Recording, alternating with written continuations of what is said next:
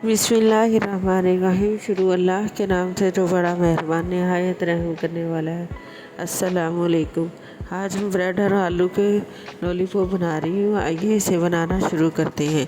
मैंने आलू लेकर उनको बॉईल करके छील के मैश कर लिया। अब हम इसमें 1 कप प्याज शामिल करेंगे, हाफ़ कप गाजर शामिल करेंगे, हाफ़ कप हम शिमला मिर्च शामिल करेंगे, 1 से 2 टेबलस्पून हरी मिर्च शामिल करेंगे, लाल मिर्च 1 टीस्पून, नमक 1 टीस्पून, ज़ीरा पाउडर हाफ़ टीस्पून, धनिया पाउडर हाफ़ टीस्पून, कूटी हुई लाल मिर्च half teaspoon, oregano half teaspoon शामिल करेंगे। लेमन जूस हम 2 से 3 टेबलस्पून शामिल करेंगे। अब हम इसको अच्छी तरह मिक्स करके तैयार कर लेंगे। ये देखिए मैंने इसको अच्छी तरह मिक्स कर लिया। अब हम इसको ब्रेड पर लगाएंगे।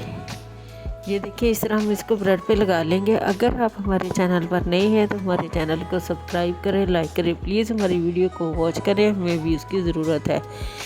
ये देखिए मैंने इसको लगा लिया इस तरह। अब हम एक ब्रेड और लेके इसके ऊपर रख के इसको दरमियान से काट लेंगे। हम इसके 4 पीस बनाएंगे।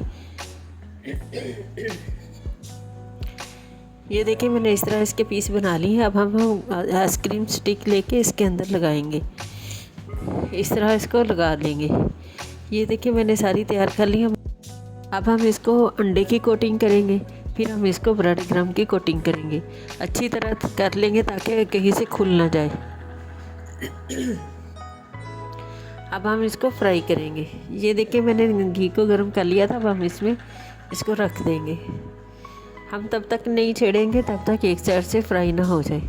3 से 4 मिनट तक हम फ्राई करेंगे एक साइड से, फिर दूसरी साइड से 3 से 4 मिनट। ये देखिए माशाल्लाह कितनी अच्छी तैयार हुई है। अब हम इसको निकाल लेंगे।